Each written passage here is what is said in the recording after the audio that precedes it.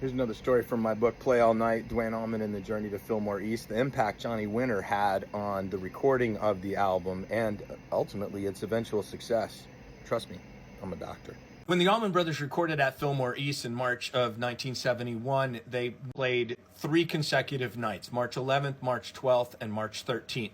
The shows from March 12th and 13th, early and late, all survive and comprise. The Allman Brothers Band were the middle band on the bill. They came in fired up for the sessions. I'm going to read a quote real quick from Play All Night. The Allman Brothers Band tore into the early show like it was a Friday night late show, Alan Arkush recalled. The energy stunned the headliner. Johnny wanted to reverse the order. He just couldn't top them. Winter's manager insisted the band switch slots. Butch Trucks recalls hearing him say, Johnny's going to be opening for the Allman Brothers from now on because we can't have that happen again. That exchange clearly happened Friday between the Friday night early show and the Friday night late show, and here's how we know this. A couple years ago, the band released the 1971 Fillmore East recordings that included the show where they closed the Fillmore, 6/27/71. The recordings themselves that they released are the 4 shows that we have from March 12th and March 13th. When they switched places, the Allman Brothers went from playing a set that was 49 minutes, 27 seconds, 50 minutes, less than an hour, the early show on March 12th.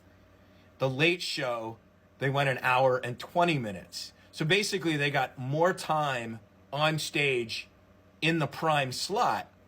Said we absolutely wouldn't have had all that time to do all the stretching out that led to at Fillmore East.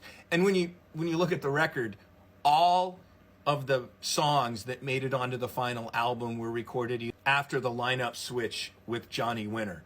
So the second set on March 12th was an hour 20 minutes. The first set on March 13th, Saturday, March 13th, was an hour and 6 minutes.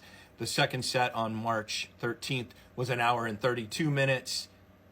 32 of those, 33 plus of those minutes, the glorious Mountain Jam that ended up on Eat a Peach. No less an authority than Alan Arkush said, the Saturday night shows, early and late, were probably the greatest I ever saw the Allman Brothers Band play. One of the greatest live performances I've ever witnessed.